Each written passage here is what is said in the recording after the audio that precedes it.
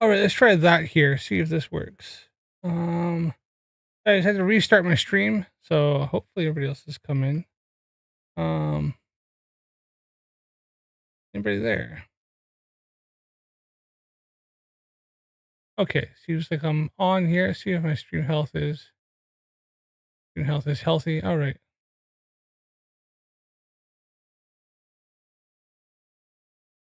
Wait, where was I? So, part 2 of this. Had to redo this here. So, um, I don't know what was going on.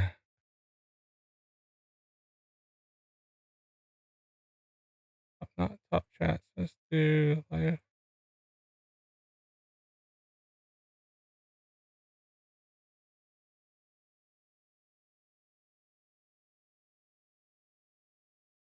See if we can get my thing up. Just give us a second here. Reload.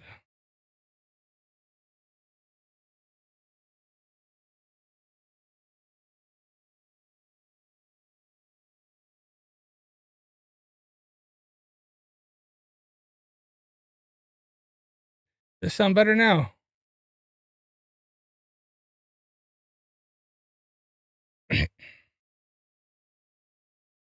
All right.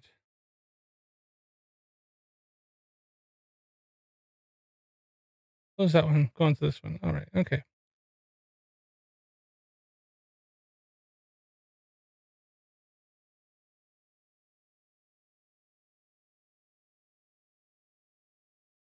All right, let's crack on with this here now. Oh, some of them is very like it's not made really to look at the stars. It's made to look at something here on Earth on the field. So it takes something that is not made to look at the stars, and he looks at the stars with it, and he couples that with a phone. So the thing is that again, that makes sense that he should see differently, and he does. So my point is this, and also for me, what's not logical, doesn't make sense, is that again with all these telescopes that cost a lot of money and that are supposed to be able to zoom in and show you a better a picture of the star, they all show you the same pictures of stars. All the stars look the same, and all they say is, oh, you see that star? exactly. So if everybody's using these and all the stars look the same, then that shows a thing that you get in consistency, right? All about science, all that is consistency. Consistently, people are using telescopes that are figuring out how to, know how to use them, and then get consistent results. Which means that what do? Do you take the outlier of Mikey Smith, who's using a cell phone attached to a pair of binoculars, um, and just messing around, and he's getting really weird things? Or do you get all these other people who have maybe they've worked with telescopes for a while, or are astrophysicists, astronomers, stuff like that are getting, and all of them look this particular thing? Wait, what do you do? Where would you go? Would you say, okay, this mass group of people who are, have been working, doing this for years, or have gone through university training and know how to use this and use really, really high, expensive quality equipment are getting these results. And then this guy over here who's using a cell phone strapped to a pair of binoculars is getting these results. Who do you think is going to be closer to what you're going to see in reality? Right? This mass group of people who are using really good stuff, work really hard, know what they're doing, or this guy over here who's using a pair of binoculars? I mean, I know where I'm going to go. I'm going to go that where I went with is I looked before I got even into this stuff. I looked at the guys who looked at what results are people getting who have telescopes. What results am I getting with what they have? I looked and seen, okay, and that's why I had a obviously observation years ago, which I had misclassed. I thought it was something else I was looking at. Ends up it was Jupiter, right? But it didn't look anything like Jupiter, right? It looked like garbage, right? But I realized what I was looking at and what the image I got was like nothing. Here's what Jupiter should look like. This is what I got. And then what did I do? Well, I went and figured out a few things with optics, realized what I was doing wrong, and then was able to replicate the results. If I could replicate the results, then go, okay, this is what they're seeing, and I see the same thing. Then I now confirmed that what they see and how they what I confirmed what they're doing, and I confirmed what they're seeing is accurate. I've tried to do what Mikey's doing and can't confirm it.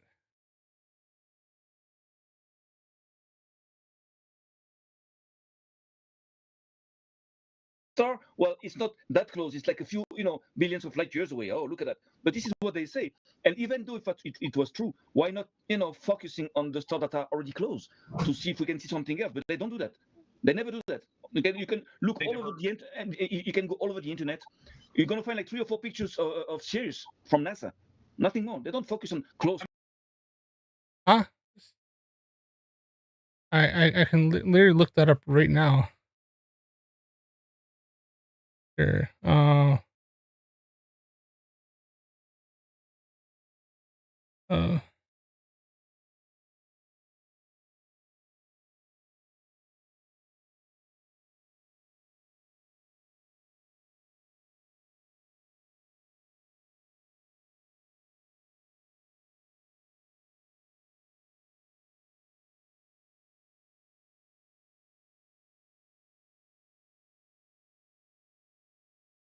I mean, here. Hold on here. Window's not attached anymore. So there we are there. Here is it Reddit? Our astronomy, astrophotography. Here's somebody who's took pictures on Reddit. And they've got Sirius A and Sirius B.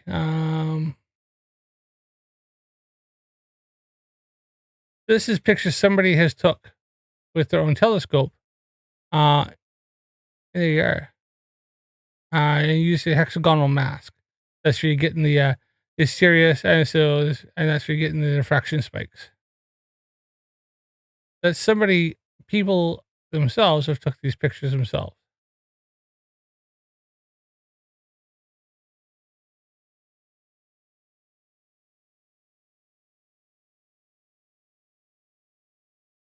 Images, browse, the stock photos, Adobe stock. I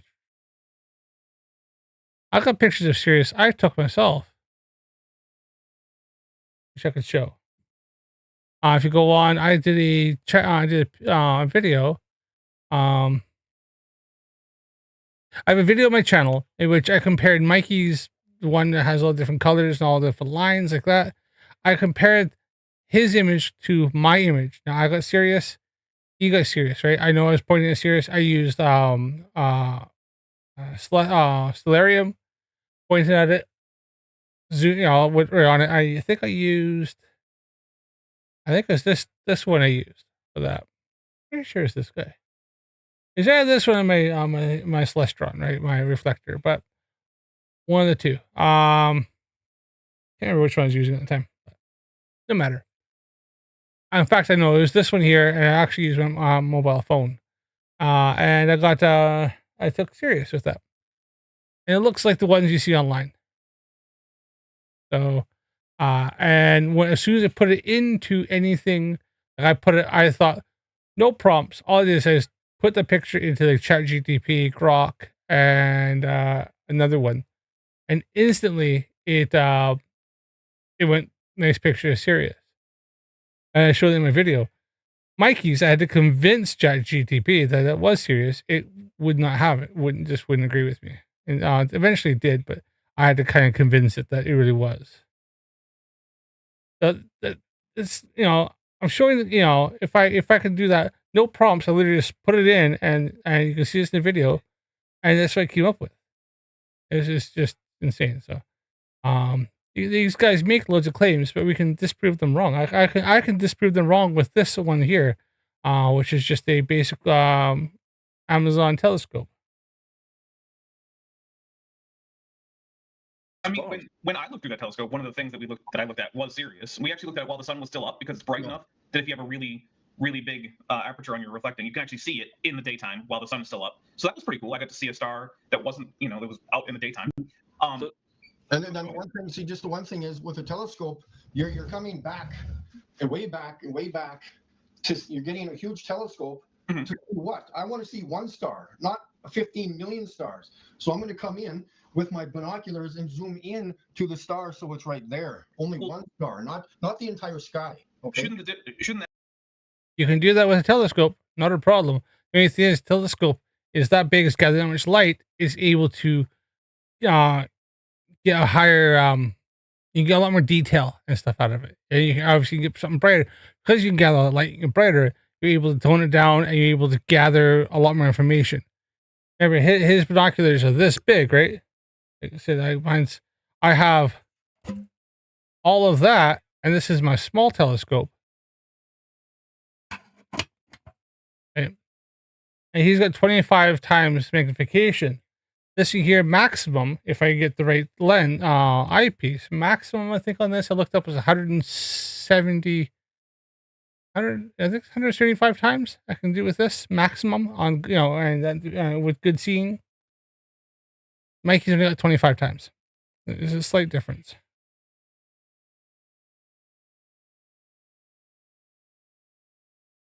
Does that mean then that you're worried about the field of view rather than the physical size of the? Yes, exactly. It is?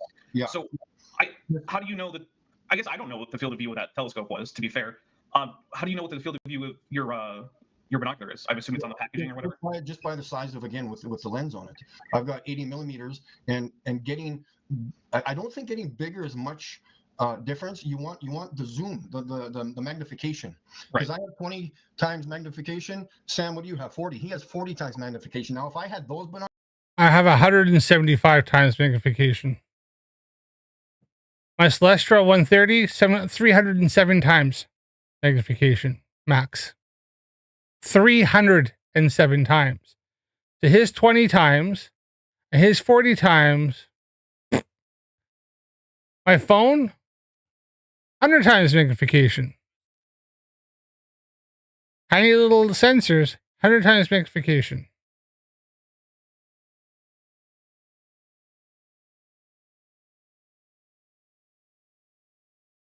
binoculars, I would see huge improvement. I would blow my mind away, because I would take that one star and now I'm double the closeness to it. Right. The only problem is that I never attempt to. You're not double the closeness. You double the magnifications. You're magnifying it to make it bigger. What are you doing? But if you got the same aperture, you take all the same light and you're just making it bigger.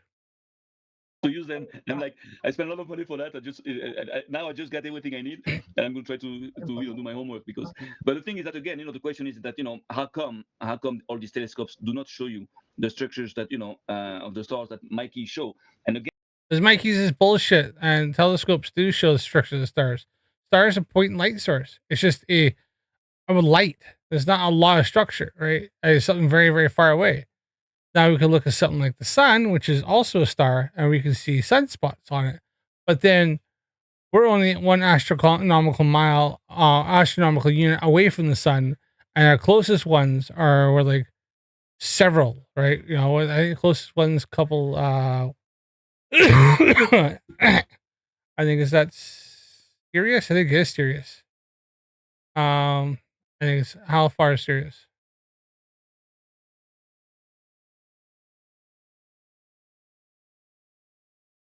Closest star to Earth. No, it's Proxima Centauri. And closest star to Earth is our own sun, but the closest star outside of the solar system is Proxima Centauri. It's a faint red dwarf, and it's 4.24 light years away. Part of the Alpha Centauri triple star system in the constellation Centaurus. All right, so you're looking at 25 trillion miles away. So we have the sun, which is 93 million miles away. And then this is 25 trillion miles away. This trillion with a T. So not billion, longer than that, trillion miles away. We're not seeing the sunspots on something 25 trillion miles away. We can see sunspots on something that's 93 million miles away with a telescope and a solar filter. Again, at first you can say, oh, it might be some kind of an anomaly, some kind of an aberration, from the phone, from whatever. But then when you analyze things, you see that it cannot be, because first of all, there are no such aberrations, recorded nowhere. And then you can see also that the aberrations do not create, structures. They can distort light, but not create structure. Yeah. Well, what would you do? So, would it be a possibility that maybe the reason that there are these differences is that? How do I want to phrase this? How would you tell whether or not all these stars should look the same if you were using optimal equipment, or if they should all look different, like what Mikey gets. Okay. What would you like? How would you figure this out? Like, was there a test you could do? Could you alternate which like camera sensor you're using, or which magnifying instrument you're using, or adjusting focus? Just hold on, Sam. Yeah. Yeah. So I don't need to do that because I zoom in onto one star. Mhm. So this star, the star Sirius, and then I zoom over. I go left to Betelgeuse. Betelgeuse is going to be different in the thing. Right. But again, I don't use like I'm not saying that they're being dishonest, but they're using computer software in order to get these galaxies and possibly stars. I don't know what they're doing. So is Mikey. Mikey, don't be bullshitting. Your phone uses computer software, then you download it and you look at it and stuff on your computer software. Then you usually email it back to yourself. Then you even Mikey admitted in this live stream that he uses CapCut, which is computer software. He uses his image viewing software on his computer programs. But instantly, the first thing Mikey is doing is using his phone. And phone uses software. I think he's using was it a S23 FE or something like that? So he's using computer software. He's just too stupid to freaking, or he just doesn't want to admit it. But yeah, he is. But I'm not doing it. I'm recording as I see cue the binoculars. That is it. Using computer software. And I'm not saying that you're being so. I really don't think you're being dishonest. I think you're going out with the equipment you have and getting results you are. Yeah. So, but the question I'm having is, you're getting different results than basically everyone else, right? And that doesn't make you wrong. That could make everyone else wrong. But how would you tell the difference between just you being wrong or all of the other people being wrong? Like they don't record videos of stars. They do.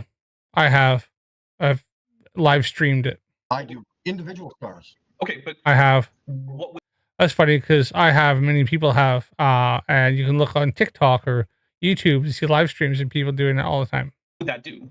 If they record a video with their, let's say, They would come out and say that what these stars actually are. Because again, you go to Google or NASA, you can type in the star Sirius. It's just going to be a bright bluish white light. right. That's what it was when I looked at it through the telescope. So my question is, No.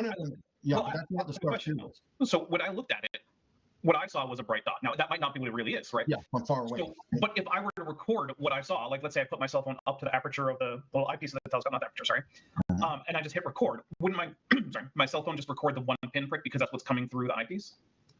Possibly, yes, but again, zoom in too. You're not just going to Oh, so zoom in on my phone. Yeah, you're going to pinch to zoom like as if you're recording. You see, it's like looking at a floodlight or a projector.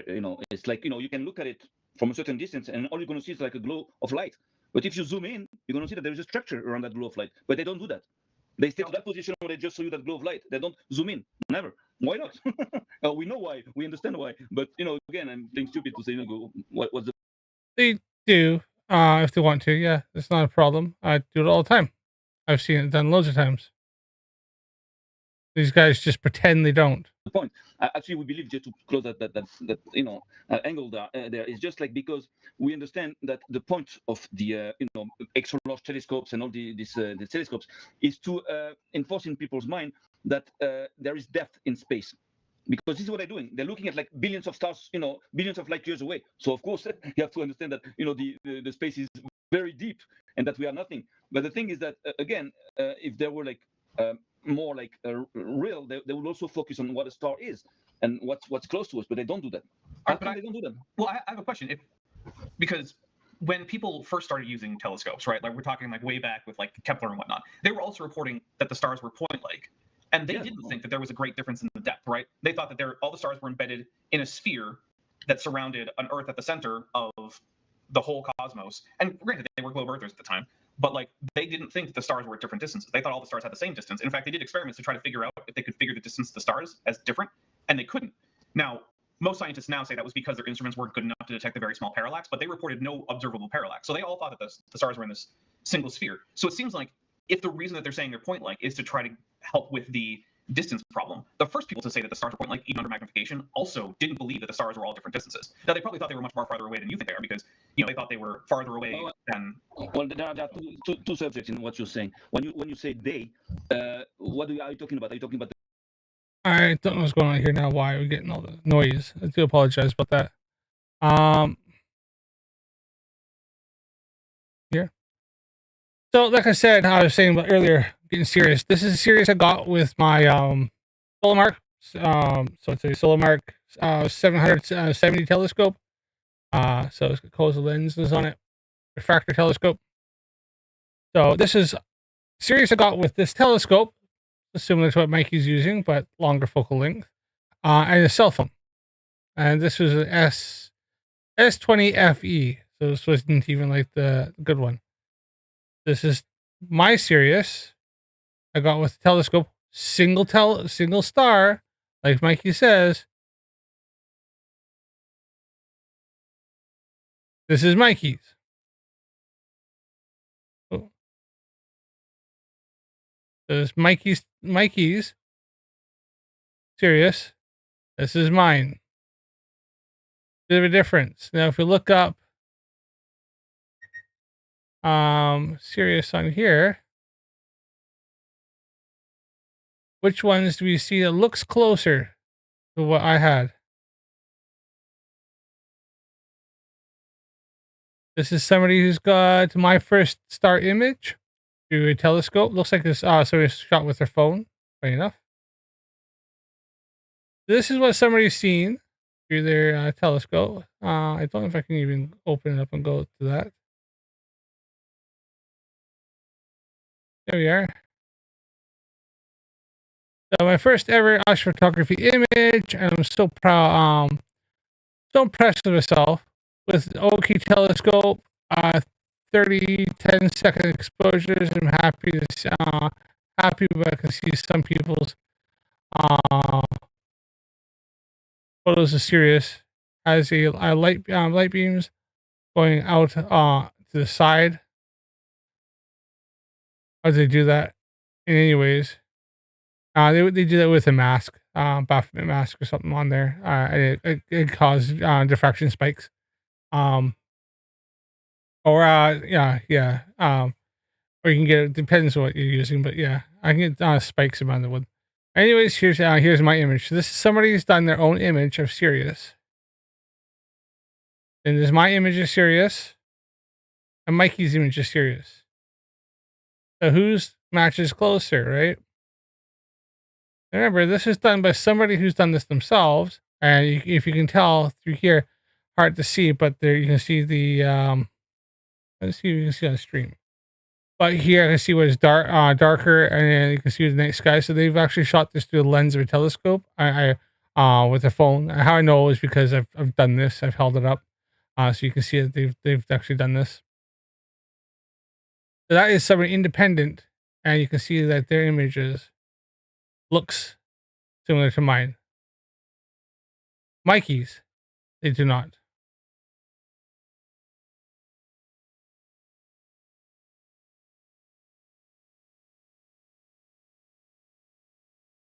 Now this is ESA Hubble. Let's look and see what Hubble has to say. Which one looks closer to what ESA and Hubble and stuff? So this is Hubble. So this is one that's not in the atmosphere. This is Hubble. So this would be, you got diffraction spikes here and here, right? And this is, they say this is Sirius. The groundbreaking image was taken by Japanese amateur astronomer, aka Akira Fuji, and shows a close-up of Sirius, right? So this is actually another amateur astronomer, and they've took this picture of Sirius. Once again, Mikey's, mine. Mine, not even done that good. I've done better. So, Mikey, it's easily proven, buddy. Not a problem, right? And I was using a telescope, by the way. Single star.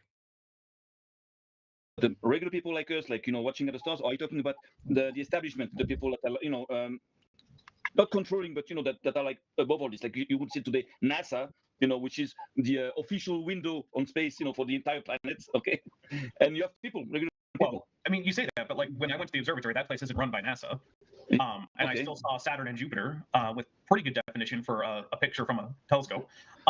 Also, what I mean is, like people who first started using telescopes like Galileo, but also we're getting people from like places like the Middle East with Jewish and Arab scholars who are astronomers who are doing astronomy mostly for things like timekeeping purposes and stuff. But they're still sighting point-like stars. And actually, it's people in the Middle East who create lenses in the first place, and so they get telescopes eventually too, because they're also avid astronomers. And so this idea of point-like stars is not something that's recent, and it actually wasn't until much later that we got the idea that stars were at different distances, because for most of the history of astronomy, no one ever claimed to observe any kind of parallax or anything, which would be how you would probably figure out if the stars were different. Now, you can say that people reporting it now aren't doing so truthfully. I don't know. I haven't measured it. But like, we know that people during the time of the first telescopes definitely didn't report parallax. They thought the stars were all the same distance. So I don't see why pointing out that stars look to people through telescopes like point-like helps with this whole there being different distances to the stars. Because couldn't they be point-like, but in a fixed shell around whatever Earth is? Everything is possible, but in order to understand something, you have to see the whole picture. Okay, you can of course talk about like people observing stars because they're all the same, all honest people, simple people that want to understand. But in our reasoning, it's not exactly the case. You have masses of people that are exactly like us, that want to understand, that have the equipment to do it. But on the other side, you have also authorities above them that, according to what we believe, what we've seen so far, they are not so good people. Hey, and the thing is that I give you an example, very simple example, so you understand. You see in Egyptology, okay, you have over there in Egypt statues, of like pharaohs or whatever, kings of Egypt or whatever, that are easily proven to be so perfect that with today's technology we cannot reproduce them. Even with that means this is there are many videos about it, just check it out.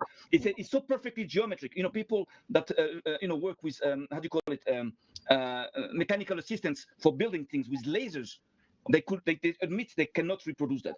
So knowing this, if we believe in this, of course, knowing this, when you have like circles of Egyptologists, that actually oversee all what's going on and tell you what's wrong, what's right, and everything, they tell you that these statues were made with like stones and hammers. Mm-hmm. So you see that you think that they lost all credibility for us because it's not possible to do that with stones and hammers. You understand? It's impossible. Just do it. Try to do it. You cannot do it. So it's not impossible. Like authorities that are not credible, and on the other side you have like good people. It's not impossible. It's been shown how they've done it multiple times. It's quite possible how they were able to build the pyramids and stuff using basic technology and slave labor. It's been shown proof of concept, even how they moved the stones. I think there was a university in Amsterdam that showed with just one or two people, they're able to, and just using basic levers and stuff, big logs and sticks and all sorts, they were able to move those, move the stones rather easily with just using a bit of mechanical advantage of just using basic materials and stuff they would have definitely had access to and techniques. So the concept was 100% shown.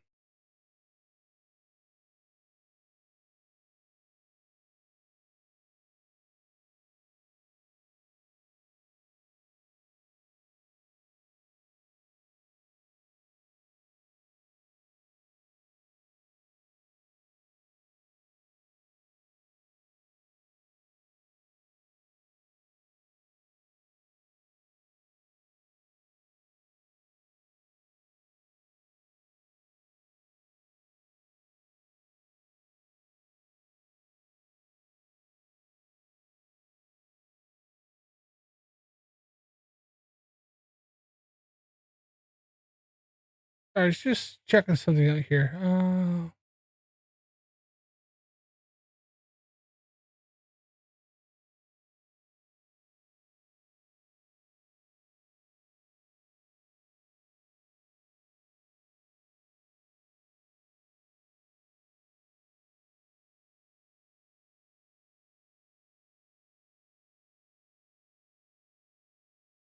Okay, go back to it. People that want to understand. So there are two levels. There's not just like we're not like one. So I don't know how seriously I take the claims of extreme precision in ancient Egypt. And there's twofold problems for that. One is, whenever I've either seen an actual Egyptian artifact, including statues, which I've done, or I've seen anything that's actually been published about them, they don't tend to have amazing symmetry. And in the cases where I've seen things published where they do, those artifacts didn't actually have provenance, which is a problem because there is a booming trade in both replica and fake artifacts. The difference being that with a replica, you tell someone this isn't a real artifact, it just looks like one. And with a fake, you tell someone, oh, no, this is real, even though you just made it. And so without knowing the provenance or the history of that item, it's hard to say whether or not this is a modern recreation or it's an actual artifact, because when you say stone jar or something. So it's easy to double check and do very easy. Just forget about What I tell you is when I double check, I don't come out with any of the claims of extreme precision checking out as being actually demonstrably based on real Egyptian artifacts. And sometimes I find them to just not be true. Like I've seen people claim this statue is extremely precisely symmetrical, and then I just go and check. I take look at pictures of it, and I just overlay lines of symmetry, and it isn't. That's just not true. Well, so in that case, it's not. In that case, it's not. If you say so, but the thing is that again, just forget about the statues. Just take the pyramid. Do you think they can fake the pyramid? Do you think they can fake ones? The Great Pyramid in Giza. Do you think they could have made like a fake one, or do you think it's real? It's like like 2,000 years it's old. A real pyramid. I think it's closer to 4,000 years old, isn't it? Okay, but it's not something modern. It's not something that has been done like recently. Okay. No. So now when you just take the structure of the pyramid, it's the same thing, just as the statues. We cannot reproduce it today. With all the money in the world, with all the technology, we can do it so precisely. There's So an even more precise pyramid in the United States. I don't know. This is, they use it to sell fishing equipment. It's the Bass Pro Shop. It's the big Bass Pro Shop pyramid. well, the thing about pyramids that is something known already that we cannot reproduce. That I tell you something. The building. We can 100% reproduce pyramids, not a problem. And often, and we have throughout the history. It's literally most efficient way of stacking rocks. Not a big deal. Things that they are building in New York. It's here. It's in the country I live in. There's already a bigger, more precise pyramid in the country I live in. So like, send us the link. As big as. Right. Because Sam would never fucking believe anything, but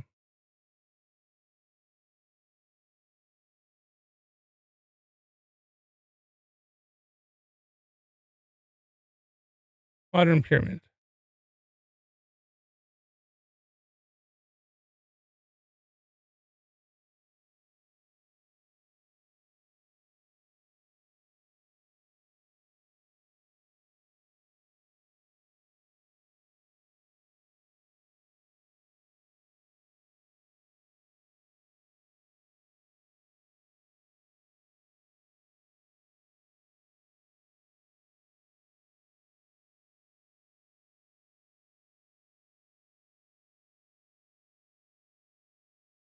Pyramid.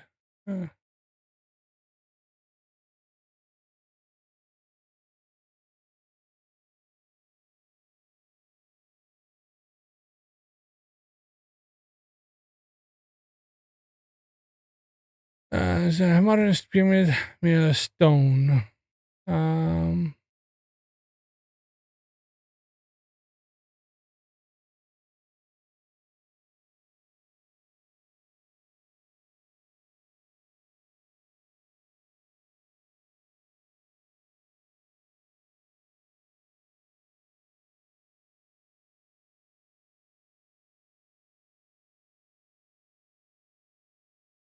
Hold on here. Just what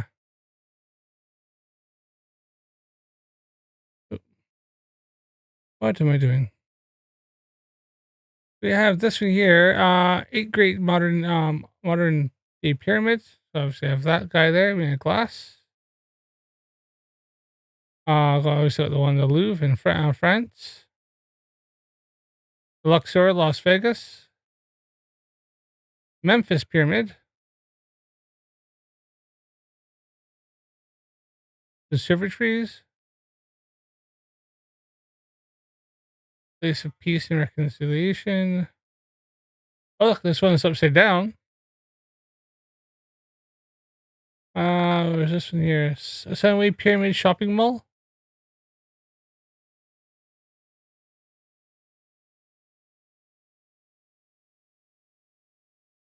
Walter Pyramid.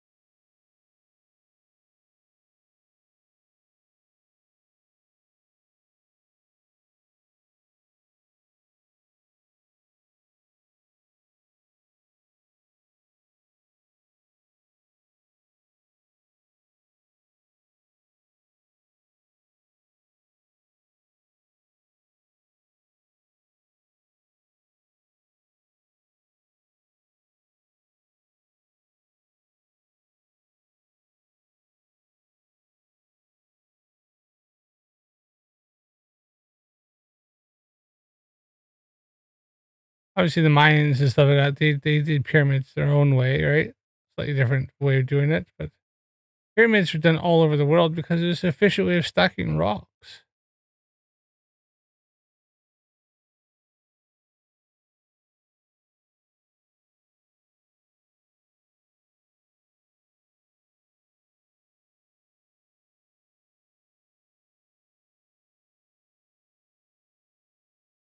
So yeah. Okay, give me a second. What are the sizes of the pyramid in America? Well, I would have to look it up. I don't have it memorized, but give me a second. Do they have also internal structure, like the one in Egypt? So what do you want, like a link to the company? No, the link to the pyramid to see if that pyramid is more precise than the big one. Okay, but what that's interesting. Which what link do you want? Like a Wikipedia link? Do you want a link to the company that owns it? I want to link to the picture, to the video of that thing. Oh, you have it? Okay. Picture, video, or something. Yeah, that's interesting. That's great. So hold on a second. Actually, looking at it might not be bigger, but it is certainly more precise. Well, you can make something precise, like hold on. Let me throw something in there. We built that with modern machinery, right? How come? And computers. Well, I'm not saying that my argument here when pointing at the Bass Pro Shop pyramid is simply say, if you say we can't do it today, we absolutely can. Because we did. Okay. All right. Oh, okay. Sorry, I didn't realize that's the Bass Pro Shop pyramid. Okay, let's look that one up. I just want to look up Bass Pro Shop pyramid. Oh, I already brought that up. Oh, crap. I keep clicking on the wrong thing. Can I show that? So he's talking about this one here.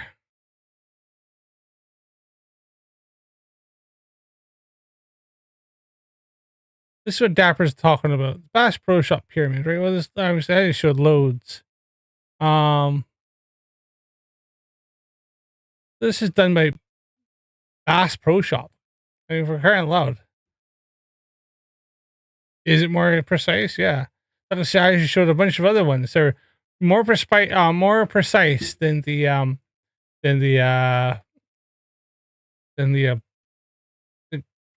pyramids in Giza. Like that. Absolutely 100% precision, right? So it's not a big deal. The Luxor Hotel for the one. So yeah. Why do these guys even think that? Like, it's so stupid. Okay, so we can make pyramids today, even gigantic. I'm not talking about the pyramid you put on the shelf. I'm talking about the pyramid like in Egypt, the replica, the same one. Yes, that link has a picture of it. Let's see. And also with a perfect alignment with the stars and all the infrastructure. Did you see what they found out? That's another thing. I've looked for the alignment between. Usually, people say it's like Orion's Belt and the Great Pyramids of Giza, right? Yeah. But I can't get it to actually align when I take like an aerial photograph. It doesn't align. And in fact, it doesn't align now, and it didn't align then. From the pyramids and the stars, I can get two to align, but you can always get any two things to align.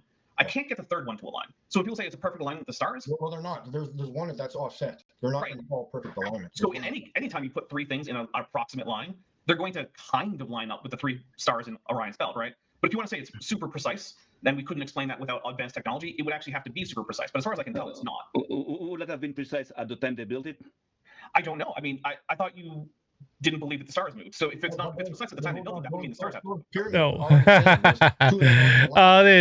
This kind of caught them on that one there, because they went, well, it could have been precise when they built it. Oh, so you're seeing the stars move then? Oh, no. Okay, so they don't move. No, then it's not super precise. So this Sam just shot himself in the foot. See that Sam? He's not as smart as he thinks he is. He thinks he's super clever, and he's actually just a dumbass. And he legit just like debunked themselves there. Fucking hell. Fine, and one that's off center. But they say every time Flat Earther brings up evidence, they contradict other Flat Earth evidence that they've already tried to bring up. Right, but it's not off center. It's not off center to the same degree that the three stars in Orion's Belt are. Well, yeah, there's one that's off to the right of Orion's Belt. So unless it's a different set of three stars that they're supposed to align to, I don't know what this whole idea of they align to the stars is supposed to mean. And also, the Bass Pro Shop pyramid is only one pyramid, so I don't know how it can align to stars. Because if you have a pyramid that can debunk the fact that we cannot reproduce pyramids in Egypt, like, as precisely, that should be main news. It should be like, all over the place. I never heard of it, so that's why I'm interested to see. He's never heard of the Luxor Hotel? It has a massive beam that shoots at the top of it. He's never heard of fucking so many other ones. I just showed A to the top So like, fuck. What kind of pyramid is? It's not big news because most people don't think that that's a problem to make a precise pyramid, right? Well, If you ask the average person, I could build a precise pyramid. It wouldn't be as big as the ones in Egypt, but I could probably do it much more precise with modern technology and measuring tools in my back garden. I could build a pyramid. I could build it out of wood, okay, and have interlocking wood. I could, it's fucking not that difficult, really. It's just a fucking pyramid. like if you ask someone on the street, like they're not gonna be like, oh wow, it's the biggest pyramid or whatever. Let me see if I can find. No, I disagree with you because I believe that is the country that most people believe that, and this and not but anyways, just like to make a point. Sorry, my Google Foo is hard. It's always hard for me to find references while I'm also trying to talk. No problem. Later on, it's not a big deal. Like after the, no pressure. Let's see. So it was 98 meters or 321 feet tall, which I do think is smaller. It had 30. Well, it has. I don't know why I'm using past. It has 32 stories. The base is 591 feet per side, so that would mean that it's what's 591 squared. Where is it? In what state? Like, it's in Tennessee. In Tennessee. Just quickly here, just to kind of really debunk, I'll go against everything that fucking Sam and all them say. These guys, here's some pyramids that are bigger than the ones. Pyramids around the world, not in Egypt. There's this guy here. So where is this one here?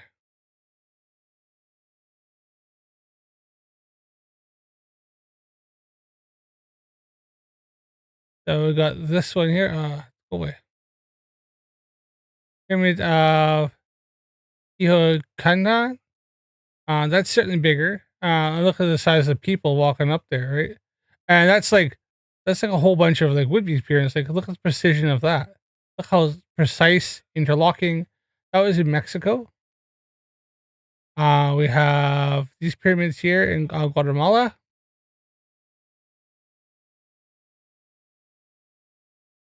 This pyramid here. That may be older than the other one.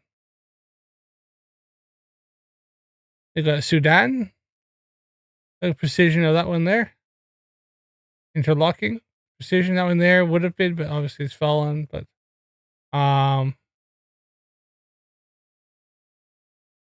Chinese pyramids, China, and then in Mexico. I think there's some that are still being discovered now. Iraq. That's considered a pyramid.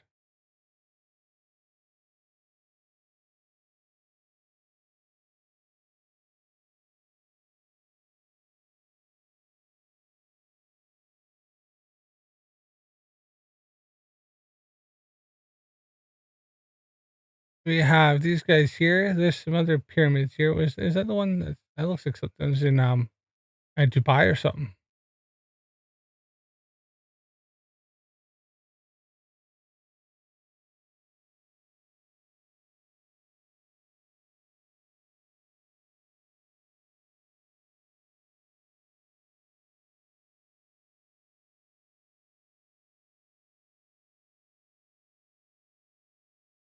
Northern Territory? Not sure what that one there is.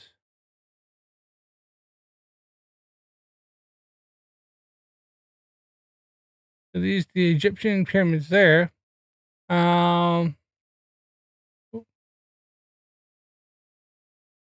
don't like my ad blocker.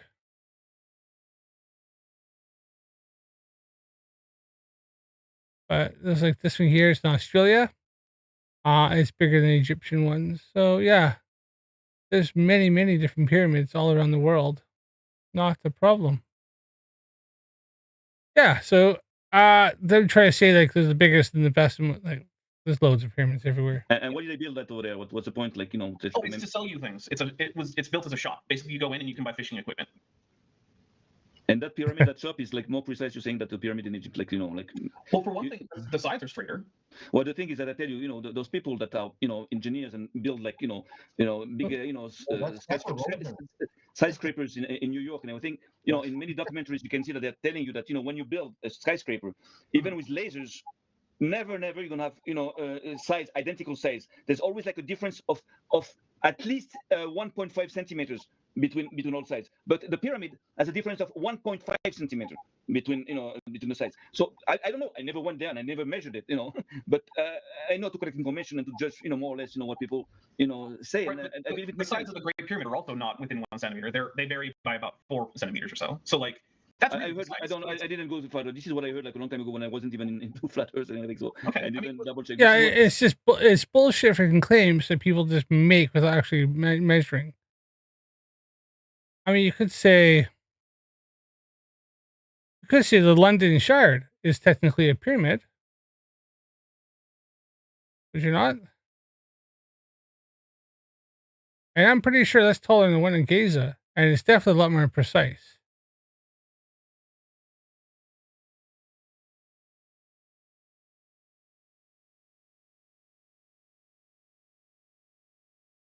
Right? And look at do you think the Egyptians could have got even this close a level of precision that has there? It deals with winds, it deals with different temperature changes, everything. In fact, the gherkin apparently has a level of precision that as it heats up, the whole building actually twists a little bit. And this is measurable, and as it cools down, the building twists back. And the glass that flexes enough to it when they first made it's called the gherkin. Some of the panels were falling out because the building flexed that much that they had to especially make glass that would be able to stay in without falling out.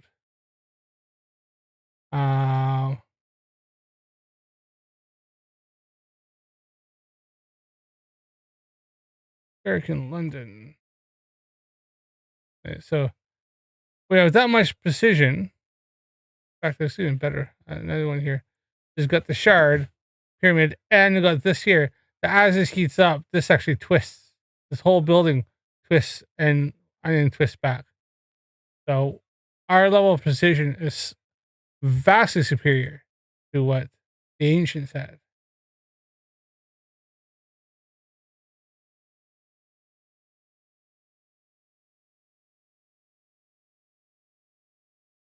Yeah.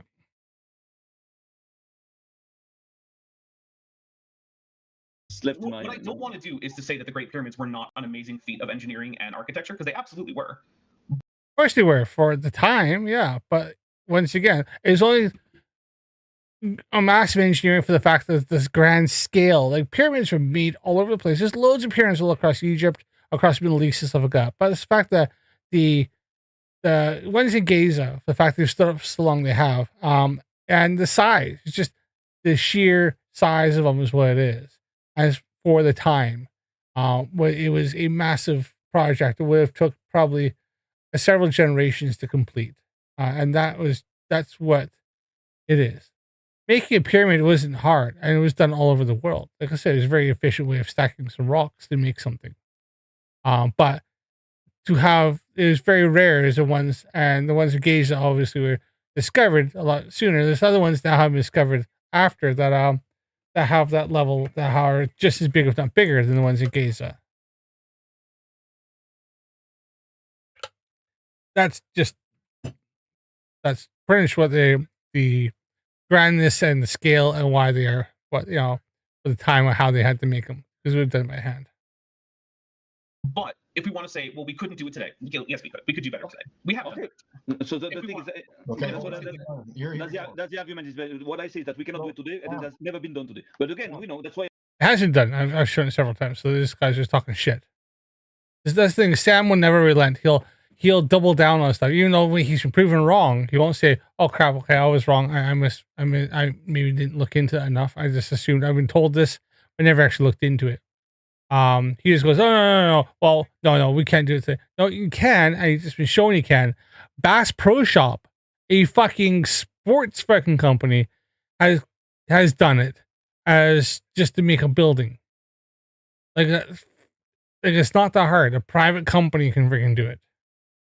I want that link. This is interesting. I'm ready to know. So the north and south, east and west within 3/60ths of a degree. Right. That's what the pyramids of Giza are built, within 3/60th of a degree. Yeah. But you also have the internal structure of Yeah, 3/6 of the degree. It's like, okay, yeah, so there's four sides and they're within a certain margin of error. the pyramid, not just the external one.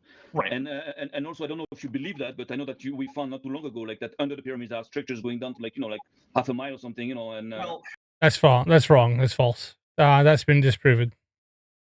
things that we cannot miss. We never did that. It doesn't exist. a claim was made about that. It has Yeah, to well, be reproduced, and there's another problem, which is that the pyramids are built on top of just the plain bedrock. And so for there to be something under them, it would have to be under the bedrock. But the problem is that under the bedrock, there's two things that you find, which is more bedrock and also water. The water table is only about 10 meters below the base of the pyramids.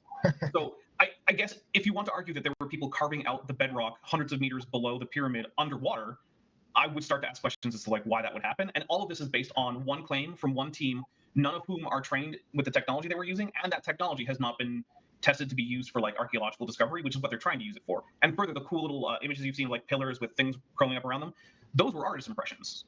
So that's not what I have no problem. So what could have Artist impressions, like the ones that the flyer earthers try to disprove when they show anything like the galaxies or nebula or different planets from in different solar systems or different or different galaxies themselves or star clusters or stuff like that. They always go, oh no, that doesn't prove anything. That's artist impressions. But yeah, when there's something that they want it to be true, then artist impression is absolutely fine. have happened? Did they fake that? That's what you're saying? No, I don't think they faked it. I just think that they are not. What I think is the data that was received, no one knows what it means because no one has actually used this technique on known sites. So what you need to do to figure out like a new technique like this, right, is find a site where you know what's going on, where other explorations have figured out, okay, this is what's under here, we know. Then use the same satellite data to try to go on. Well, there's another thing. Why do you believe that? They said they gathered that data with satellites. Wait. That's a good point. They got that data with satellites, but these two don't believe in satellites. So if it was with satellites, then they're admitting that satellites are real, they orbit the Earth near a sphere, and flat Earth is fake. Wait a second. What you're saying here, the reasoning that you have, there's a flaw in your reasoning, because you're saying first, in order to confirm something, we have to know that it has already been done. So at that point, nothing new can be proven, because if it's something has to start somewhere, like for the first time. So if you're denying the first time every time, so you can never progress. What I mean so is the thing is that yeah, go ahead. What I mean is we have to have a control for the experiment, right? So we have to say, okay, in a case where we expect there's going to be a positive find, right? Because like you're scanning for structures. So in a case where we want to be able to tell what's a positive and what's a negative result for finding a structure. Well, first you find a place where you don't think there's going to be a structure, and you see what does that scan look like, and then you find another place. Like we know there are parts of like Karahan Tepe and Göbekli Tepe that aren't currently uncovered, right? But we know they're still underground. Scan those. We know that we don't know exactly where the structures are going to be because we haven't excavated, but we know there's more because the structure continues on past where we've most excavated. And then see, okay, so now we know this is what it looks like when there is no structure. This is what it looks like when there is a structure. And hey, maybe that even helps us know where to dig around Karahan Tepe and Göbekli Tepe over in Turkey. And then we take that to Giza and we say, okay, so what does it look like now in Giza? And then if that result looks more like the Karahan Tepe and Göbekli Tepe results than the blank results, then at that point you can say, oh, well, I think we have something here. So, and again, when you talk about the satellites, we do believe in satellites. We just do not believe that they're in space. And we know because we have pictures of NASA going with like, helium balloons, taking those satellites that are falling a little bit, all over the place. So we believe in satellites. There are satellites. They're just not in space. So you can never see them in space. They don't appear nowhere. So that's the point of the satellites. Just to close. I saw a satellite go across the sky once. Yeah, but I didn't once, but... Yeah, I get it, Hanzo. Lost shadow of Hanzo. And it seems like Lindsay and all of them have didn't follow over to new stream. I was trying something. I was hoping to pick up the stream, like just to refresh, but OBS, but it didn't seem to work. So, yeah, it is what it is, buddy. But that doesn't mean it's in space. But where was it? It was traveling very fast. How was it? Where are airplanes? They're not in space. Well, they're also not traveling that fast, though. Oh yeah, the whole like they don't understand the like how to determine speed by using time and distance. Oh, you have fast planes, but you can have like drones. You can have. I agree. You have maybe we have like drones. Maybe we have like hidden technology. We don't know things can go fast in the sky. When I say moving fast, what I mean. Maybe, but yet we don't because we don't have anything that can move that fast within our atmosphere. We just like even the, our fastest jets couldn't travel that quick within the atmosphere.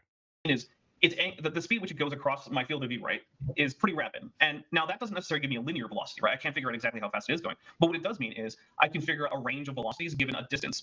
And given that it was the point of light, it has to be farther away than any plane I've ever seen. And it traveled across my field of view much, much faster than any plane. So it has to be going many times the speed of plane. So actually, it's I believe the contrary. Why? Because if you see that something is traveling fast, That's his Beetlejuice, apparently. I think he got this at C-Night. He got this other one. I'm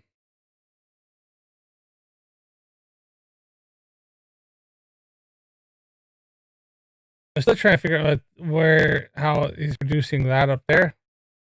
The rest of it is quite, that's just, all I can think of is that he's doing long exposure and the stars moved a bit and it's causing a really weird artifact. Or it could just be the fact of him running through his all the programs and zooming in stuff he does.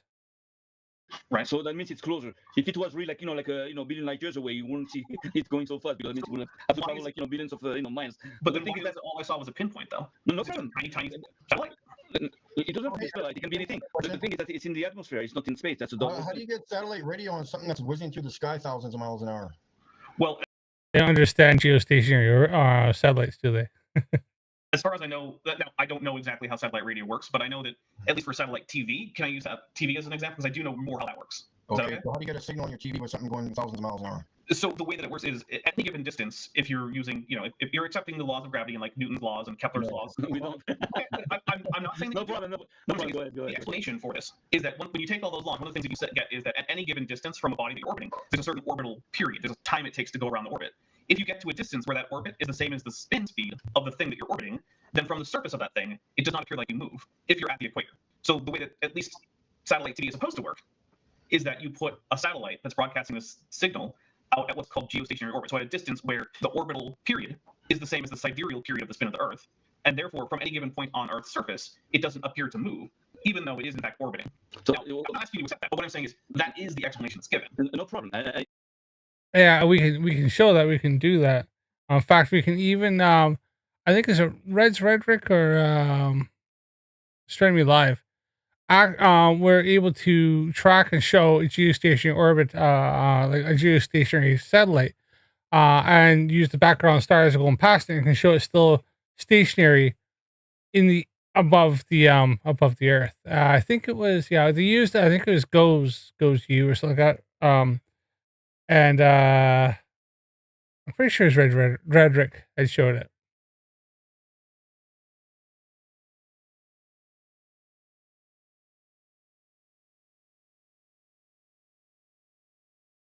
Let's see if I can find it.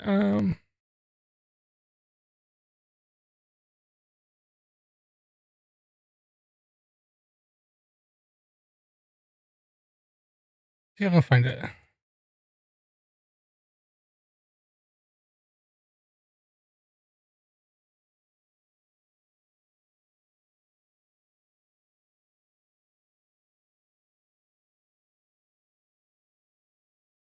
Come on. All right.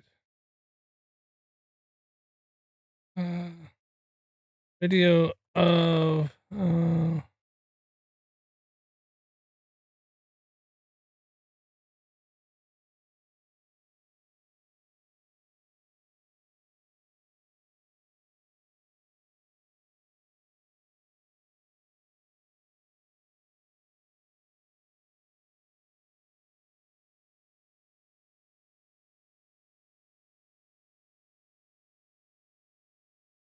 satellite from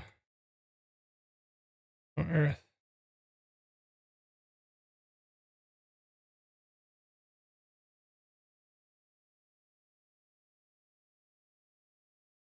Yeah. Oh, Mikey's desktop. Yeah, I know. It's crazy, isn't it? There's a nice to see you in there. It's a chaotic desktop. I tell you. Oh.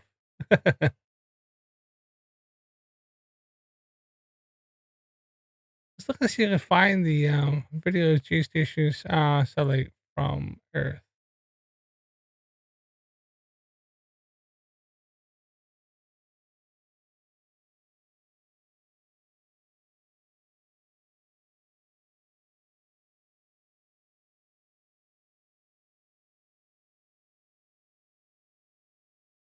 I'm not finding it right this second. So.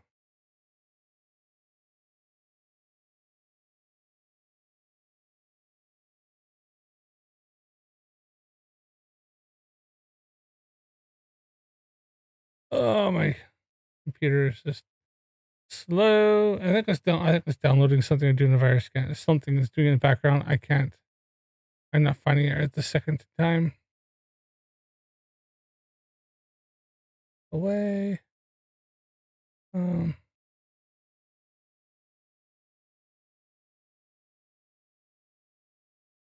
Sunlight. From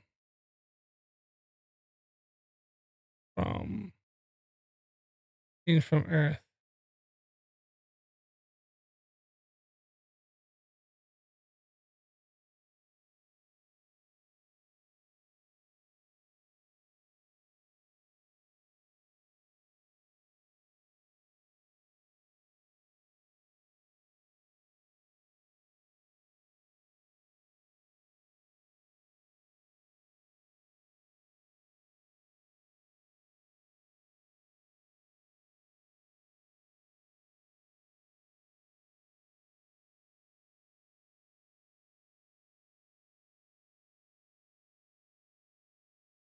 All right, let's just see here if I can go to this.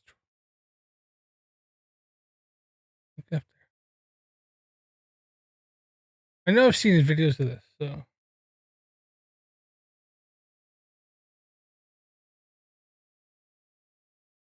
Geostationary satellite spotting.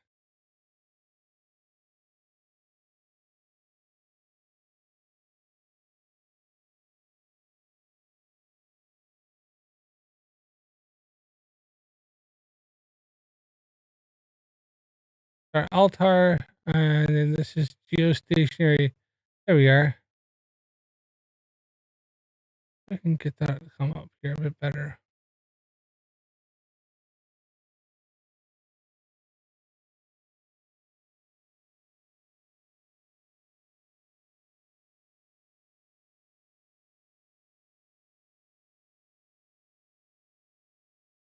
What we'll see is you'll see, looks like they move it across because this is staying fixed on a star, and we'll see the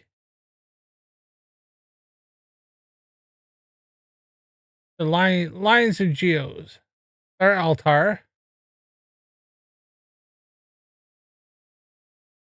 You see the station, the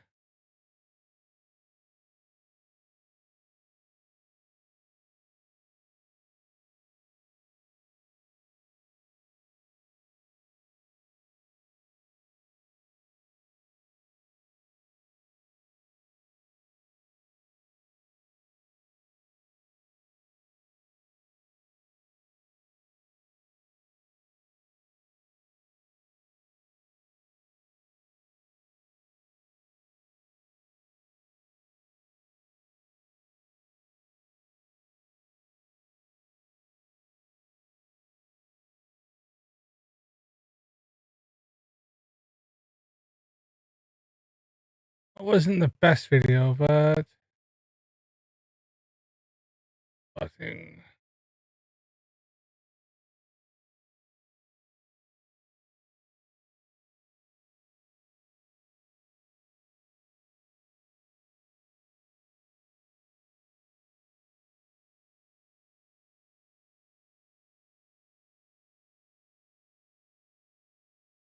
I let the sound turned off just so I don't get like, dinged with copyright strikes. I do apologize. Come on.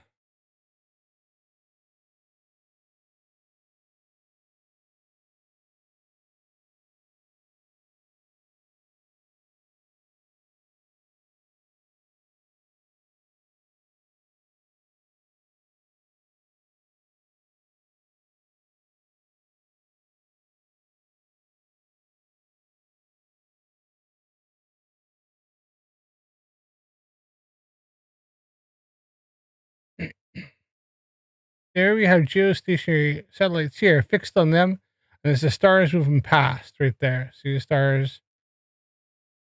Time lapse geostationary satellites with Earth's shadow.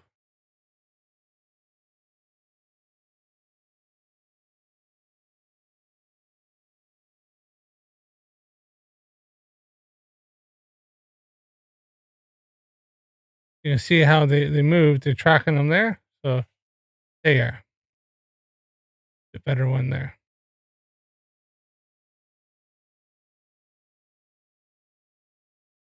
And I agree that that explanation is good. It's very good. It's flawless. The only question is it's not applicable to reality. You see, in Star Trek, the movie Star Trek, you have like warp speed, you have all kinds of technology that can explain you everything. You have like transparent aluminum. You have all this, and makes sense. But when you go out and you try to apply that to reality, it doesn't match, doesn't work. So now I tell you something about the satellites. In order to believe what we believe, we have to gather more information. And when we see again that NASA is the first consumer of helium in the world, and that we have many videos of NASA videos of balloons of heliums taking satellites up in the air. So this plus this, you can deduct and go to conclude. Those are not satellites. I hate these fucking flat earthers always going on about this shit like this. They are not satellites, okay? Although I just seem very curious. Yes, traditional satellite TV like Sky or FreeSat overwhelmingly use geostationary satellites because they orbit the same speed as Earth. They appear to be fixed in the sky, which allows stationary satellite dish to constantly for constant signal reception. Signals are sent from Earth to these satellites and beamed back down the dish, eliminating the need for complex tracking dishes. Like the old ones used to they'd stop every so often and have to realign and have so long, and then they'd have to realign and it has to be moved and moved to the next satellite. But you have the ones you look around now, you'll see the ones that are fixed. And it's because stationary satellites, so that you can put it on the side of your house, maybe face south or southern sort of way. It could be southeast or something, and you can down and over and point it to where the satellite is by using getting a signal and know where the strong signal is. Boop boop boop. Yeah, okay, there you are. You fixed on. You get good enough signal to get a satellite. So that's how they work. My mom back in the day had we had a satellite dish at our house.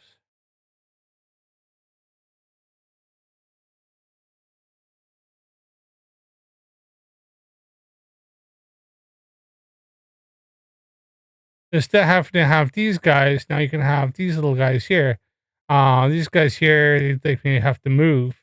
These guys here, they're fixed. That's it. That's why you don't have to have the big complex moving ones anymore. But yeah.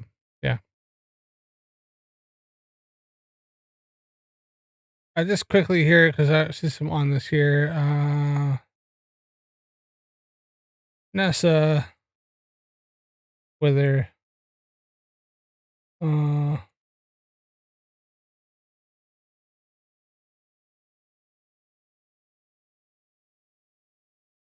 I think so what they're talking is they're talking like something like this guy here. Now they think these are satellites, right? So they go up something like that.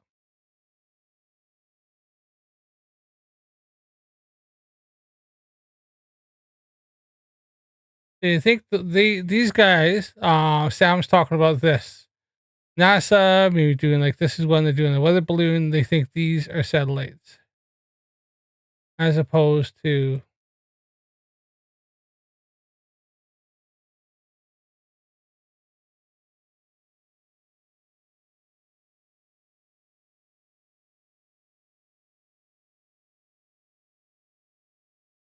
um.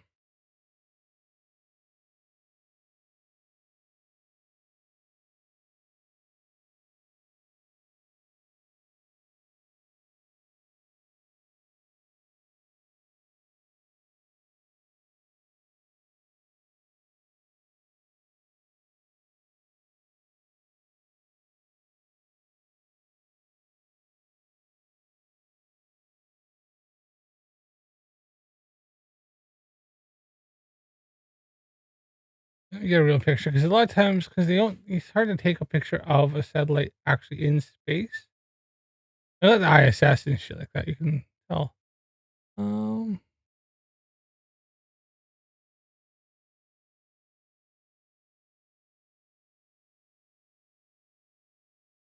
They do have a few. Obviously, have stuff like that. Finding satellites in orbit around. We got like that. Do we have? There's the ISS.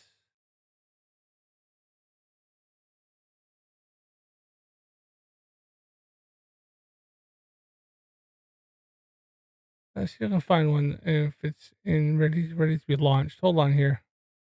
I know the there's some pictures.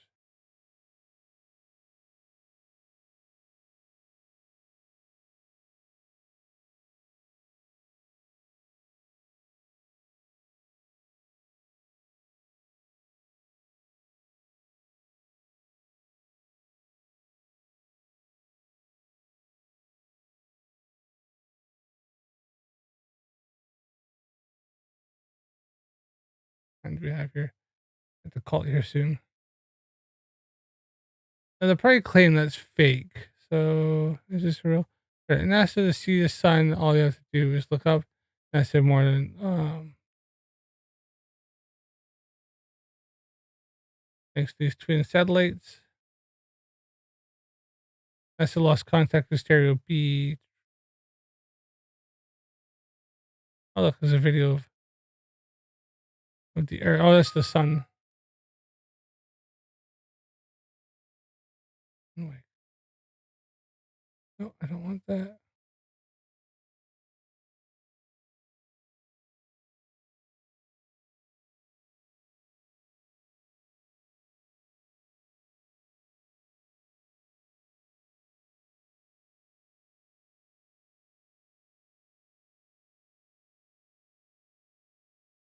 I'm gonna picture here.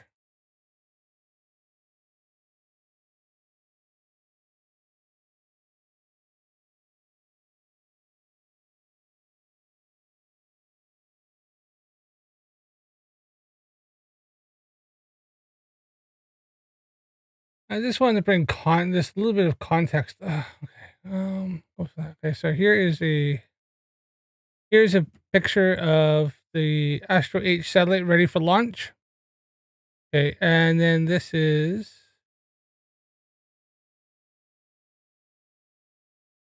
NASA weather balloons that Sam and Mikey and stuff claim is our satellites. I just want to bring this up just to kind of show the scale. Now, this is a crane that's lifting it up, right? And a weather balloon compared to that, which there is no crane. That's the satellite ready to be put onto a rocket and launched into space, right? I don't see a balloon holding that up. If you look at this, this is a little bit more smaller.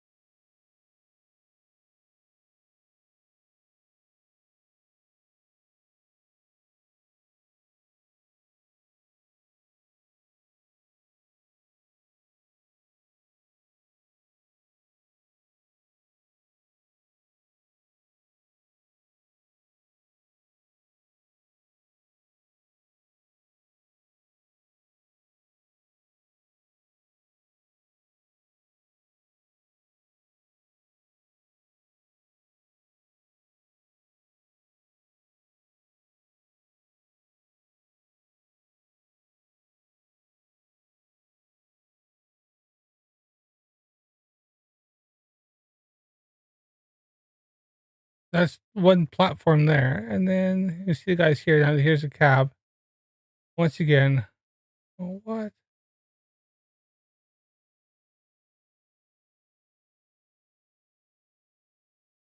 Want to miss? I always want you to freaking sign up for shit. Compared to this here. I'll go back to what these guys are talking about here, but just keep that in mind, the scale here. Conclusion that actually it is very possible and very likely that they're not going in space.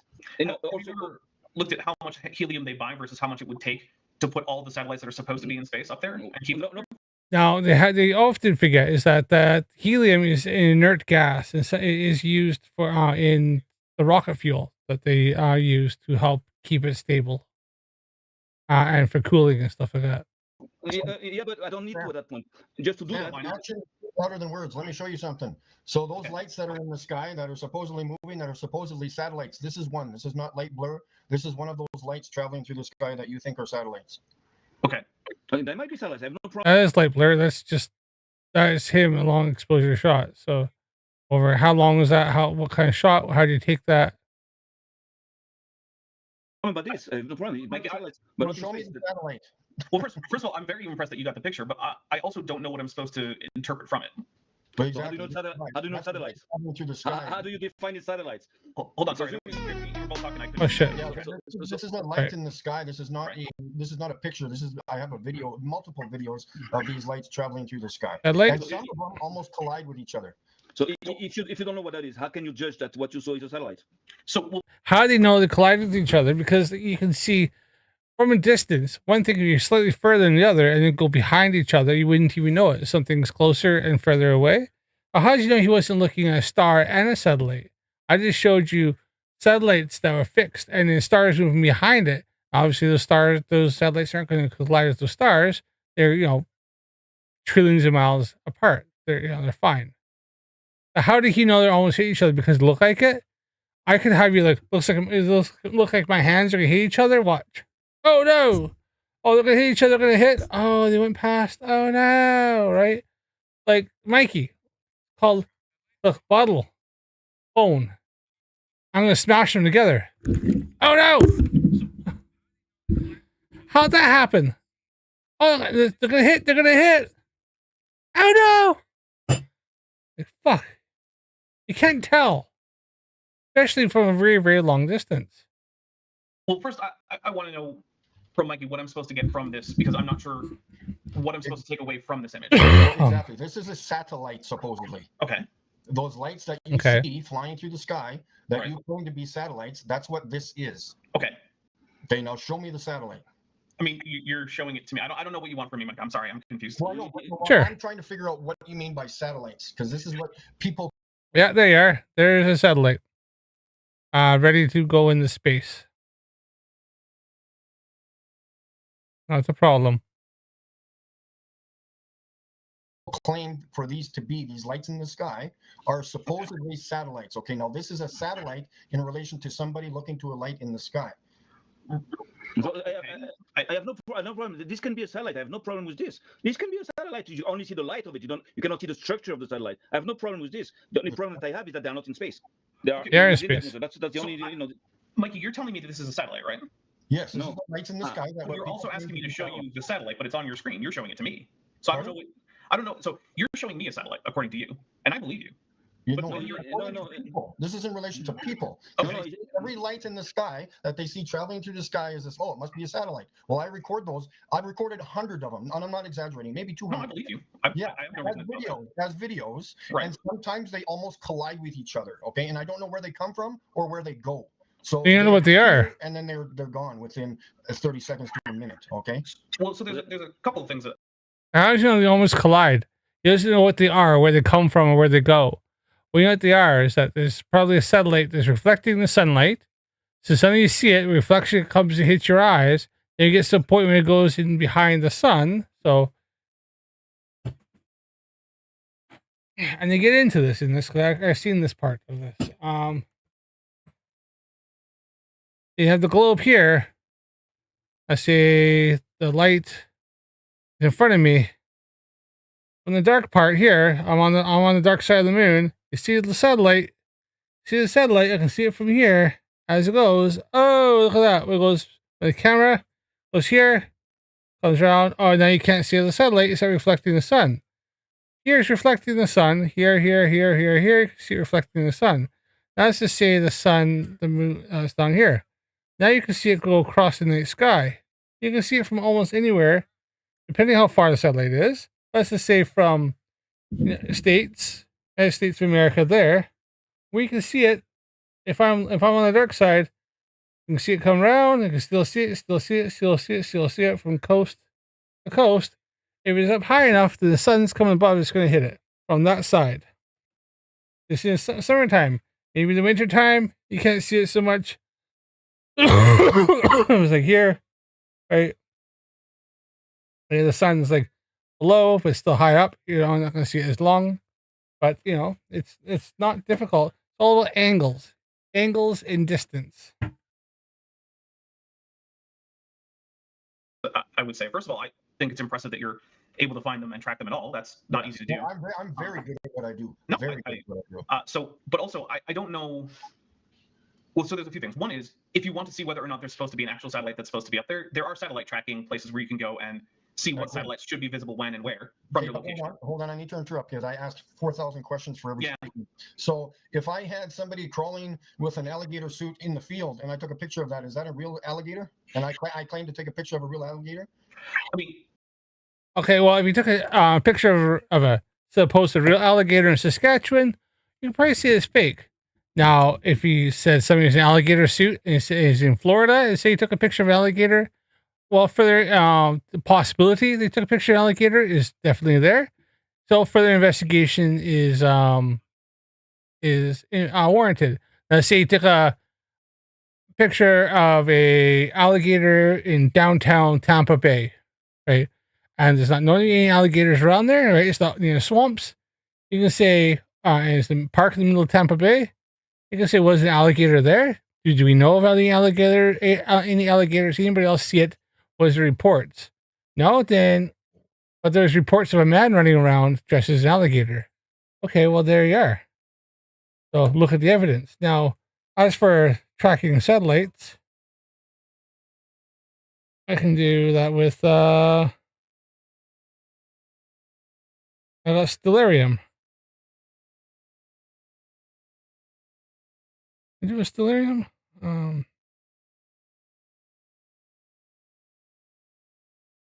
Pretty sure Stellarium does it. Actually, no, it is. Let's see, probably this one here. I got one called Star Walk, too. Yeah.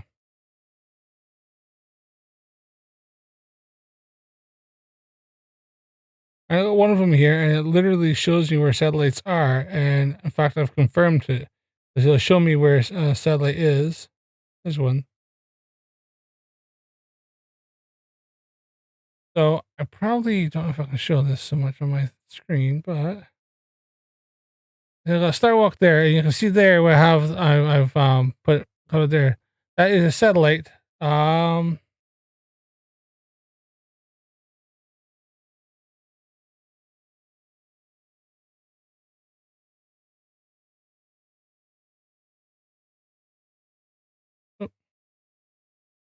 It's not telling me which satellite it is, so I have to pay for that. Okay, well. But I have one there showing me a satellite in my night sky right now. I could go out right now if it was clear, which is not, and I could probably look and find that satellite. So you know where it is and and it also shows you what path it's on. So I can look and see what path it's on.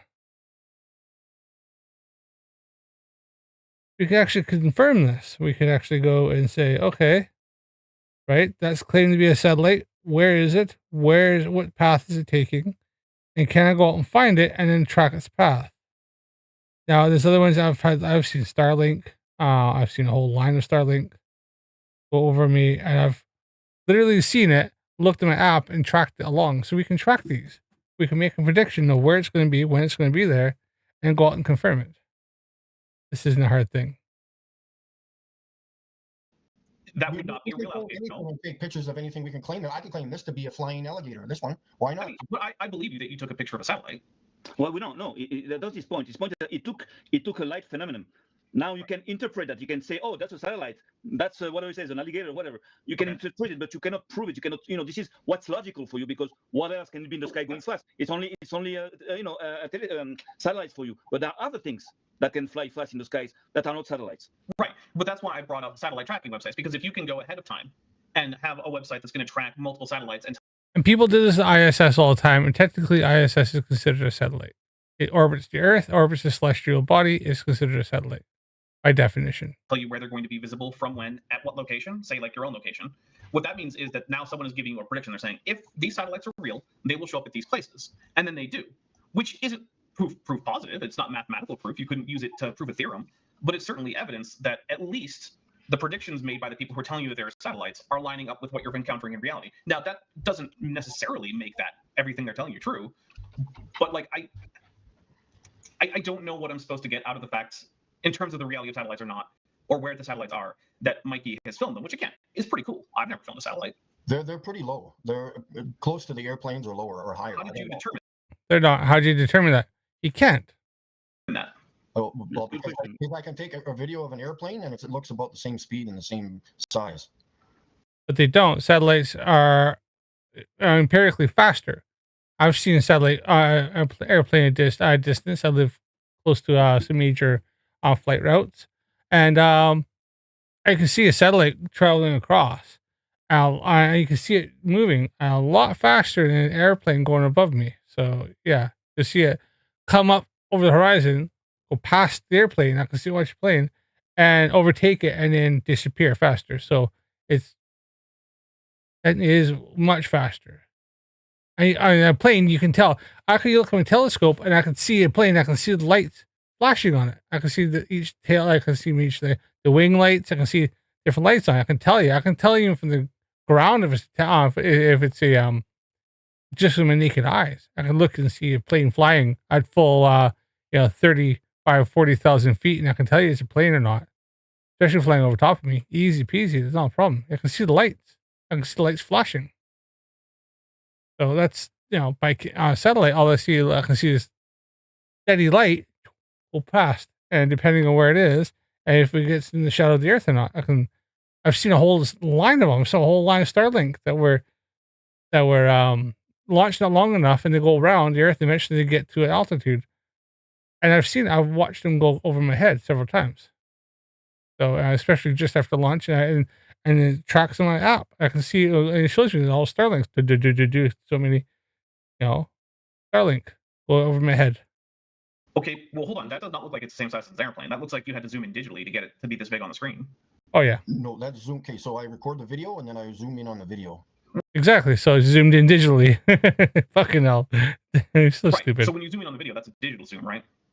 Yeah, I don't care what zoom it is, but this right. So what I'm saying is then on the size of your sensor, that was a pretty small object. Yeah, it doesn't look as big as an airplane to me. You can tell it's digital zoom, but you can see by the how green it's getting there. He's zoomed in a lot. What I'm saying is then on the side. I wouldn't doubt if that in his original video, if that was only like tiny. That was only like that much. That's like maybe a couple seconds exposure. So your sensor, that was a pretty small object. Yeah, doesn't look as big as an airplane to me. Of course, no, but so does an airplane doesn't look big also when you look at it for 2 miles away. Right, but when an airplane goes by and someone films it, I can usually make out parts of the airplane. I can see different wings. I can usually see like tail elevators, or at least the tail itself. Sometimes you can see windows. Not in the night. No, but in the night, you expect to be able to see the navigation lights. In the day, there's no problem. But here, we don't see stars in the day. Those are not, You can definitely see that plane. You can see the naked eye plane going across. Even off in the distance, you can see the lights flashing. Believe me, I'm always looking to see if something looks like a UFO or not. But I'll watch it and I'll go, "Oh no, that's a plane." I can tell it by. I can see the lights. I can see the different lights out of the tail light, or like the one on top of the top tail and the wing, or both wings back and forth, and a certain pattern they blink at. You can tell. Some pictures that I can see Sirius during the daytime. Yes, but those pictures are taken into the night, so that means that there are phenomena, but we don't know what it is because we don't have the budgets, we don't have the means, to understand all that. But we have enough common sense and enough means to understand that something is going on, and there are other things out there that are not satellites. I'm not talking about aliens. And UFOs also. I believe in UFOs. They are man-made UFOs. UFOs are all man-made. They're not from space. The thing is that, of course, there are technologies that are not displayed to public.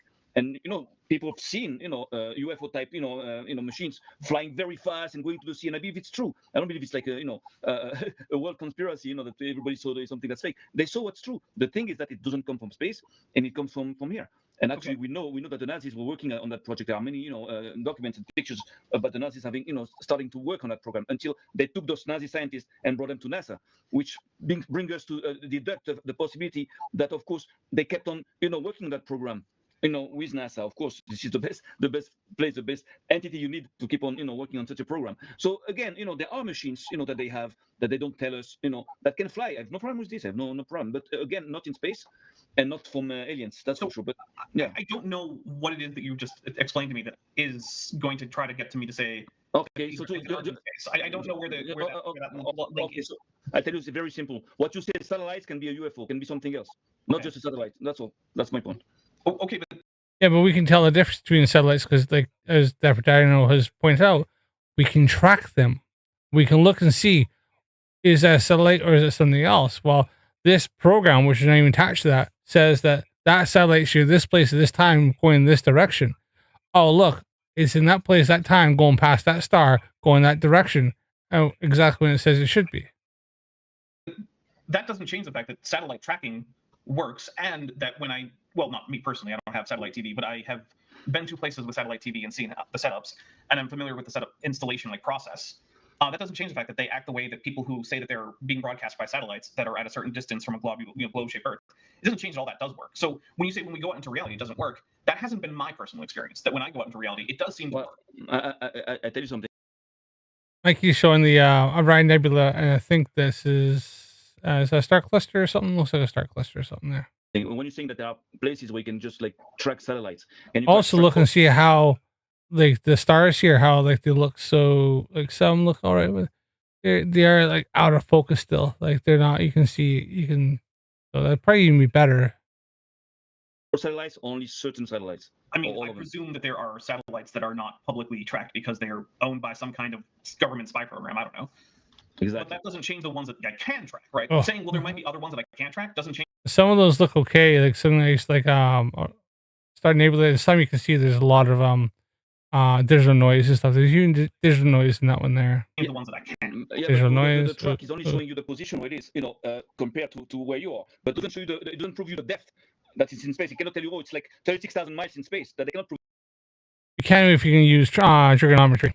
We can track over from this point to this point, from my point on the Earth, and from the cover from this go this angle to this angle. How fast did it have to move over that amount of time? So if I've tracked it for 2 minutes and it's gone from 90 degrees to 30 degrees.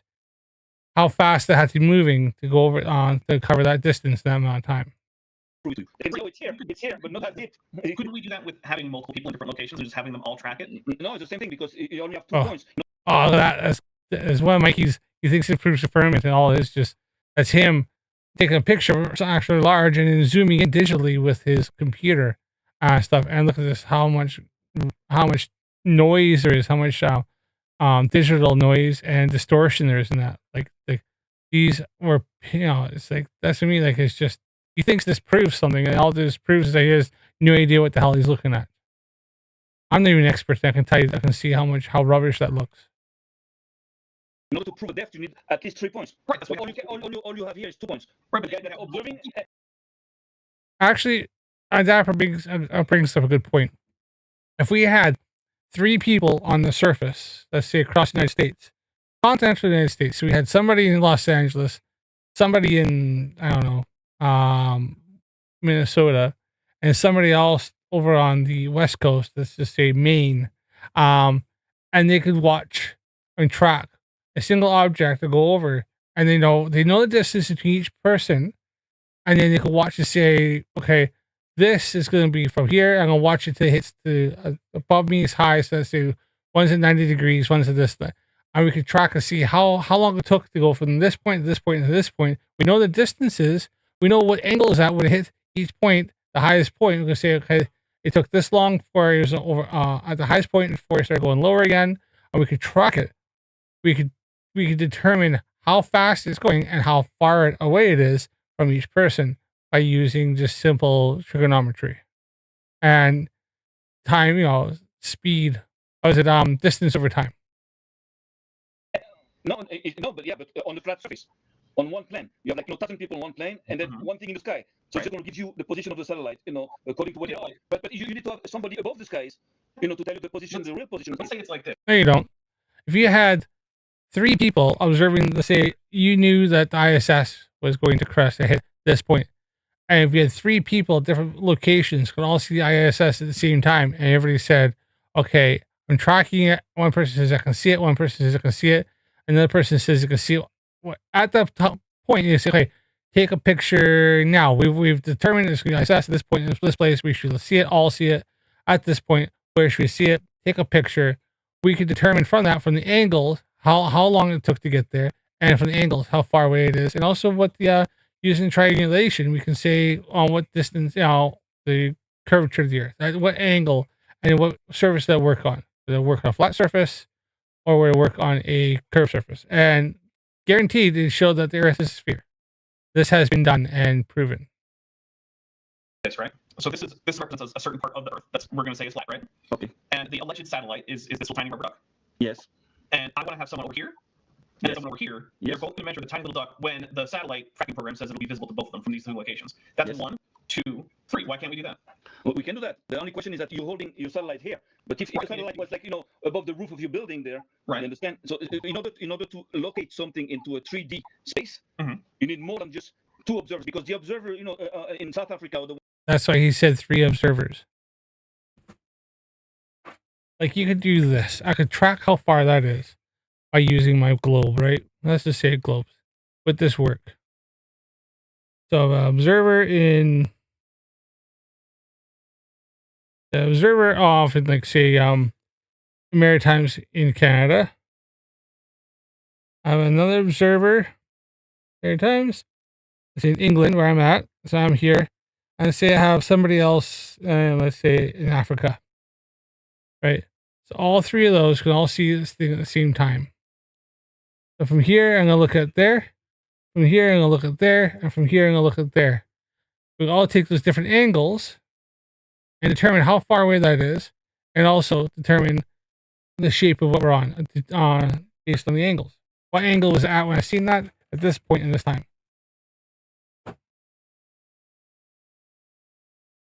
Now, satellite, we could watch that and see if we go. If I can see it, and the person and if I can see it, and the person in Africa can see it, but yeah, the person in Maritimes couldn't see it, like in Eastern Canada, and then we can say, okay, how far are they? And then if there's a curvature, why couldn't they see it, and why could we see it from this distance here, from up and down? But we couldn't see, the person couldn't see it going this way. Like I said, so if we could see,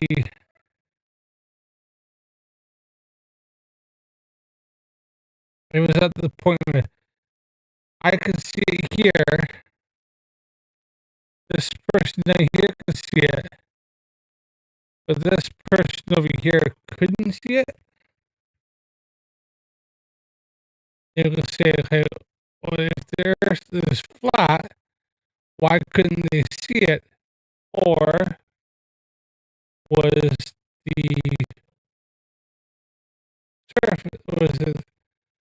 what we're looking at only very close? And so the curvature of the Earth was blocking it.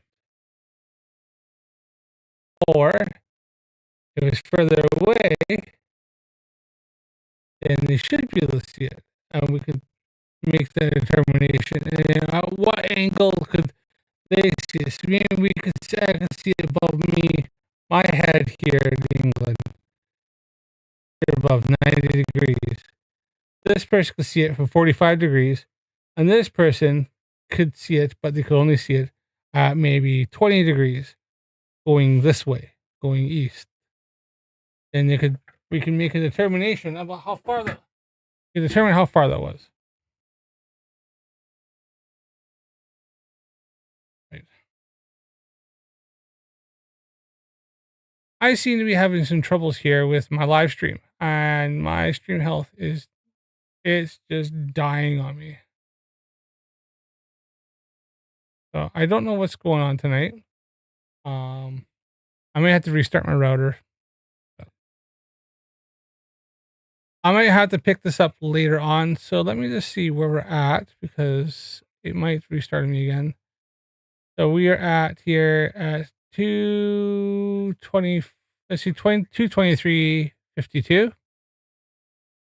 223.54. Okay, so 223.54. That's where we're at here.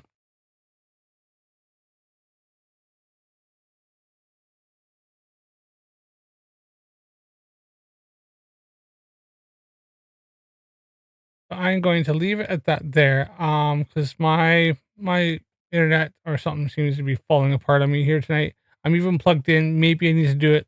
Make sure I'm hooked up directly with the cable before I start the stream because it's worked well on Wednesday. I'll finish off this on Wednesday and then we'll see what else we can find then. I have how long left? See.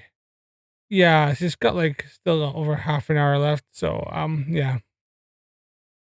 I don't have time to cover that. It's already past 1 in the morning. So yeah. Right. Well, that's about it for now. We'll wrap it up there, and we'll finish the stream in Dapper Dinosaur on Wednesday. If I'm on, depends on depends. I got obviously things going on this week, so we'll fingers crossed. But that's about it for now. Thanks everybody for coming in. Sorry about the stream and have it falling apart. We had to restart it again. So this is the second. This is part 2. I'll put it in the description, part 2, and we'll go from there. Thanks for watching. And remember, people, Earth's for the globe. Space is real. Satellites are real. But don't forget, stay curious. I'll see you again. Thanks for coming.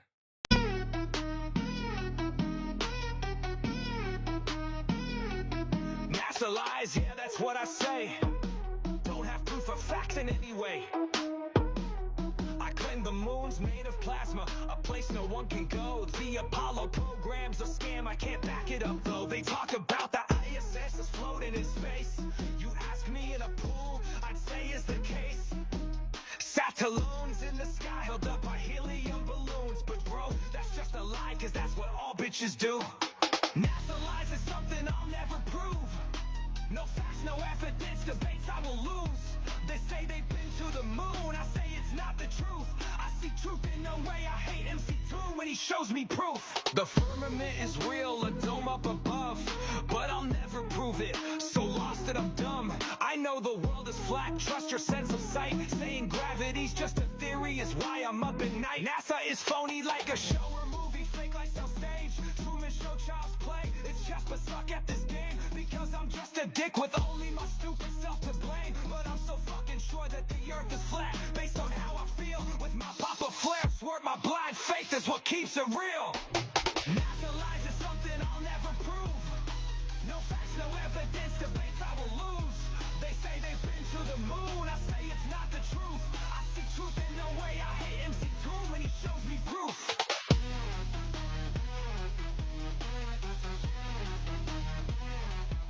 Asking the wrong questions, my beliefs are all faith-based. I can't see the fucking answers right in front of my face. Stanley Kubrick is mentioned every single goddamn time. Somehow he filmed it without nobody dropping a dime. The firmament is a dome, it keeps water in the sky. But when you ask me to prove it, I can't know why. NASA in Hebrew, it means to lie or deceive. My flerf priest told me and blindly I believe. NASA lies is something I'll never prove. No facts, no evidence, debates I will lose. They say they've been to the moon, I say it's not the truth. I see truth in no way, I hate MC2 when he shows me proof.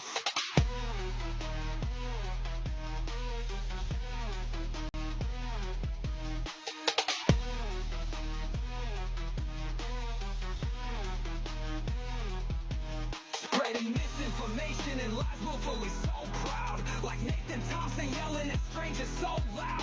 NASA's lies, people, space is fake and Earth isn't round. Oh shit, the fathers and husbands stop me into the ground.